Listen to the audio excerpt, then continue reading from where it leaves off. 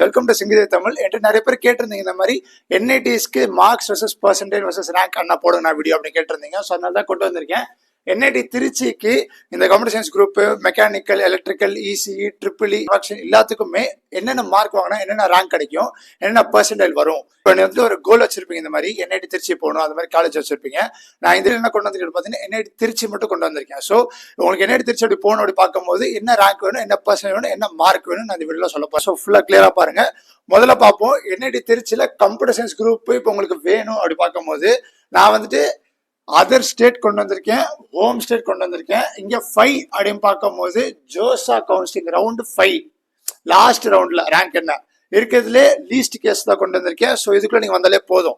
5th round other state, home state. So பாத்தீங்கன்னா உங்களுக்கு computer science நீங்க தமிழ்நாட்டில் இருக்கீங்க, ஹோம் ஸ்டேட் பாத்தீங்கன்னா 5000 ரேங்க்குள்ள நீங்க இருக்கணும். புரியுதா? இது கடைசி ரேங்க். நீங்க இந்த ரேங்க்குள்ள இருந்தா அந்த ரேங்க் உங்களுக்கு எவ்வளவு மார்க் வேணும், கிட்டத்தட்ட 185 மார்க்ஸ்க்கு மேல நீங்க எடுத்தாதான் நீங்க இந்த பர்சன்டேஜ் கிடைக்கும். இந்த 99.5% மேல வாங்கிடலாம். புரியுதா? இப்ப நீங்க அதர் ஸ்டேட், இப்ப வந்துட்டு தமிழ்நாட்டுல இல்லாம வேற ஸ்டேட்ல இருக்கீங்க அப்படி பார்க்கும்போது ஹோம் ஸ்டேட்டா இல்லைன்னா உங்களுக்கு மார்க் 220 பிளஸ் வேணும். பர்சன்ட் வேணும். எவ்வளவு பர்சன்ட் வரும்? அதுக்கு 99.8% வரும். ரேங்க் 1200. ஸோ இப்போ டிஃபரன்ஸை பாருங்களேன், கிட்டத்தட்ட 3000 3K ரேங்க் அடிக்குது. எவ்வளோ மார்க்ஸ் கூட பார்த்தீங்கன்னா கிட்டத்தட்ட ஒரு 35 மார்க் தான். ஸோ இப்போ ஹோம் ஸ்டேட்டோட கேட்டகரி, இந்த ஓபிசி என்சிஎல் கேட்டகரி ரிசர்வேஷன்லாம் எவ்வளோ யூஸ் ஆகுது பாருங்களா, அதுக்காக தான் சொல்கிறேன். ஸோ இப்போ நீங்கள் கம்ப்யூட்டர் சயின்ஸ் குரூப் சொல்லிட்டேன். இப்போ கெமிக்கல் இன்ஜினியரிங்க்கு வரும். இப்போ கெமிக்கல் இன்ஜினியரிங் படிக்கணும், என்ஐடி திருச்சியில் படிக்கணும் அப்படின்னு நினைக்கும் போது ஹோம் ஸ்டேட் வந்தீங்கன்னா 110 மார்க் வேணும். இதை வந்துட்டு நான் எது கொண்டு வந்திருக்கேன் பார்த்தீங்கன்னா 2024 இப்படி தான் கொண்டு வந்திருக்கேன். ஸோ 2024 கிட்டத்தட்ட இதே மாதிரி தான் ரேங்கிங், இதே மாதிரி நம்பர் ஆஃப் அப்ளிகன்ஸ். ஏன்னா இந்த வருஷம் பார்த்தீங்கன்னா 14 லட்சம் பேர், போன வருஷம் பார்த்தீங்கன்னா 13 லட்சம் பேர். ஸோ கிட்டத்தட்ட எல்லாமே சேமாக தான் இருக்கு. இதெல்லாம் நீங்கள் எக்ஸ்பெக்ட் பண்ண முடியும். ஸோ புரியுதா? இப்போ வந்து 110 மார்க் மேலே நீங்கள் எடுத்தாதான் உங்களுக்கு இந்த 97% கிடைக்கும். இது கிடைச்சி இந்த ரேங்க் வந்ததுக்கு அப்புறமா நீங்கள் கெமிக்கல் இன்ஜினியரிங்ல சீட் வாங்கிடலாம். ஸோ புரியுதா? அதே இப்போ உங்களுக்கு டார்கெட் என்ன, கெமிக்கல் இன்ஜினியரிங் படிக்கணும்னா 110க்கு மேலே. அதே மாதிரி கம்ப்யூட்டர் சயின்ஸ் உங்களுக்கு டார்கெட் என்ன, 185 மேலே எடுக்கணும். இது ஹோம் ஸ்டேட்டுக்கு நான் சொல்லிட்டு இருக்கேன். இப்போ அதர் ஸ்டேட்டு கெமிக்கல் இன்ஜினியரிங் வரும்போது 140 மார்க்ஸ் எடுக்கணும். டிஃபரன்ஸை பாருங்க, 30 மார்க். எல்லாத்துக்குமே 30 மார்க் இருக்கு. ஸோ இதுக்கு தான் ஒரு ரிசர்வேஷன் அப்படின்னு ரொம்ப யூஸ்ஃபுல். நெக்ஸ்ட் இப்போ 98% உங்களுக்கு கிடைக்கும். 13000 ரேங்க். ரேங்க் கூட பார்த்தீங்கன்னா இங்கெல்லாம் 7000 ரேங்க் அடிக்குது. ஸோ இதுதான் ஒரு ஹோம் ஸ்டேட்டோட கேட்டகரிக்கு.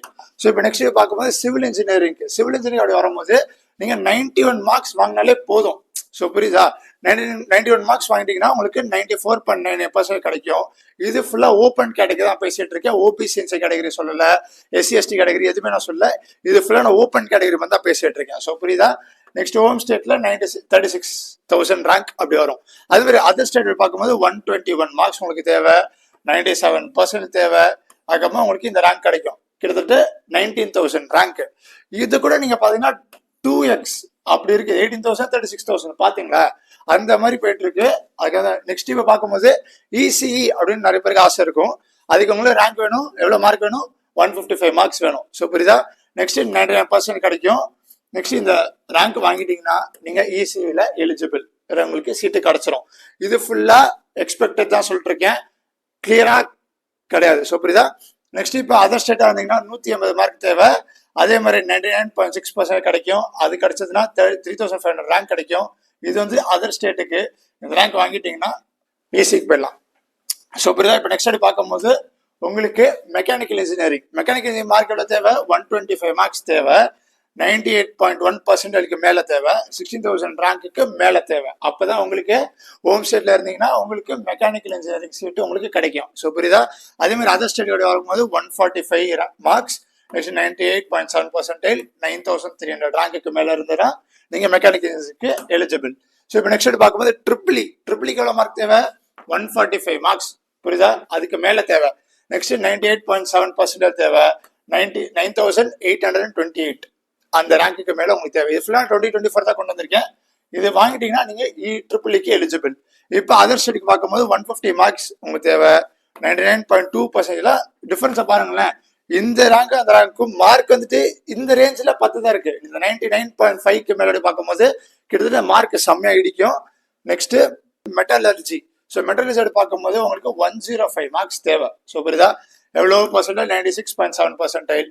30,000 ரேங்க் கிடைச்சதுன்னா நீங்க மெட்டலர்ஜி ஹோம் ஸ்டேட்ல இருந்தீங்கன்னா உங்களுக்கு எலிஜிபிள். இது ஓப்பன் கேட்டகரியில பேசிட்டு இருக்கேன். இது தவிர்த்து உங்களுக்கு ஓபிசி கேட்டகரி இருக்கு, ஜென்ரல் இடபிள்யூஎஸ் கேட்டகரி இருக்கு, எஸ்சி எஸ்டி கேட்டகரி இருக்கு. எப்படி வேணா கூட என்ஐடி திருச்சிக்கு போயிடலாம். ஸோ புரியுதா? இப்போ அதே மாதிரி மெட்டலர்ஜிக்கு அதர் ஸ்டேட் பார்த்தீங்கன்னா 115 மார்க்ஸ் தேவை, 97.2% தேவை, 22,000 ரேங்க் உங்களுக்கு கிடைச்சதுன்னா நீங்க மெட்டலர்ஜிக்கு அதர் ஸ்டேட்டா இருக்கும்போது எலிஜிபிள் ஓப்பன் கேட்டகரிக்கு. ஸோ இப்போ கடைசியா வரும்போது ப்ரொடக்ஷன் இன்ஜினியரிங் எவ்வளவு மார்க்ஸ் தேவை? 125 மார்க்ஸ் தேவை. 25 மார்க்ஸ் தேவை. எவ்வளவு பர்சன்டேஜ்? 98.01%. அதுக்கப்புறம் 19,582 ரேங்க்குக்கு மேல இருந்தீங்கன்னா ஹோம் ஸ்டேட் ஓப்பன் கேட்டகரி இருந்துச்சா நீங்க வந்துட்டு எலிஜிபிள். ஸோ புரியுதா? இப்போ அதர் ஸ்டேட் பார்க்கும்போது 135 மார்க்ஸ் தேவை, 98.4% கிடைக்கும். 5000 ரேங்க் உங்களுக்கு கிடைச்சதுன்னா நீங்க அதர் ஸ்டேட்டா இருந்துட்டு ஓப்பன் கேட்டா இருந்தீங்கன்னா ப்ரொடக்ஷன் இன்ஜினியருக்கு நீங்க எலிஜிபிள். இப்ப நீங்க மினிமமா என்ஐடி திருச்சிக்குள்ள என்ன இப்ப நிறைய கேட்டிருந்தீங்க, என்ன சீட்டுனாலும் எனக்கு ஓகே நான் என்ஐடி திருச்சிக்குள்ள ஆனா போனா மட்டும் போகுதுன்னா நிறைய பேர் கேட்டிருந்தீங்க. ஸோ அப்போ உங்களுக்கு எவ்வளவு மார்க் தேவை நான் சொல்லியிருந்தேன். இருக்கிறதுல least home state open category marks வந்துட்டு 91 மார்க்ஸ் தான். எப்ப 2024 சொல்லிட்டு இருக்கேன். என்ன சீட் கிடைக்கும்? சிவில் இன்ஜினியரிங் கிடைக்கும். ஸோ புரியுதா? நீங்க அதான் சொல்ற 100க்கு மேல எடுங்க. ஹோம் ஸ்டேட் ஓப்பன் கேட்டகரி பத்தி பேசிட்டு இருக்கேன். அவ்வளவு காம்படிஷன் இருக்கு. மார்க் அவ்வளவு கம்மியா இருக்குன்னு நினைக்காதீங்க. வாங்குறது டஃப் ஆயிடும். அதுல கொஞ்சம் புரிஞ்சு படிங்க. ஸோ இந்த மார்க் தான் எவ்வளோ 91 மார்க்ஸ் மேல வாங்கிட்டீங்கன்னா நீங்க என்ஐடி திருச்சிக்கு எலிஜிபிள். ஸோ புரியுது? காலேஜ் வேணும், வேற என்ன என்ஐடிஸ்க்கு வேணும் கேட்டீங்கன்னா அதுக்கு வீடியோ போடுவேன். என்ன டவுட் இருந்தா கமெண்ட்ஸ் கேளுங்க. இனிமேல் டெய்லி வீடியோஸ் வரும். போன 1.5 வீக்ஸா வீடியோஸ் நான் போடல. கண்டிப்பா எல்லாத்துக்கும் டெய்லி வீடியோ வந்துட்டே இருக்கும். ஸோ இது வந்துட்டு எது கொண்டு வந்திருக்கேன்? NIT Trichy open category, home state, other state, general category. புரியுதா? இதுல நீங்க வந்து ரிசர்வேஷன் ஃபார் ஓபிசி இருக்கு, எஸ்சி எஸ்டி இருக்கு, ஜென்ரல் இடபிள்யூஎஸ் இருக்கு, எல்லாமே இருக்கு. இதை தவிர்த்து இப்ப நீங்க 91 ஓப்பன் கேட்டகரி தான் இருக்கு. அது ஓபிசிஎன்ஸ் எல்லாம் 80s தான் இருக்கும். ஸோ புரியுதா? அவ்வளவு கம்மியா இருக்கு. ஸோ கிளியரா படிங்க. நல்லா படிச்சிருப்பீங்கன்னு நினைக்கிறேன். இன்னொரு மெயினா சொல்ல வந்த இந்த வீடியோல அப்படி பாத்தீங்கன்னா நாளைக்கு ஜெய் 2026 கூட ஸ்ட்ராட்டஜி வருது. இனிமே ஜெய் 2026 நிறைய பேர் கேட்டு இருந்தீங்க. எல்லாத்துக்கும் வீடியோஸ் போட்டே இருப்பேன். ஸோ யாரெல்லாம் ஜெய் 2026 பாக்குறீங்களோ நாளைக்கு காத்துருங்க. கண்டிப்பா வீடியோ வரும். So stay tune. All the best. பார்ப்போம்.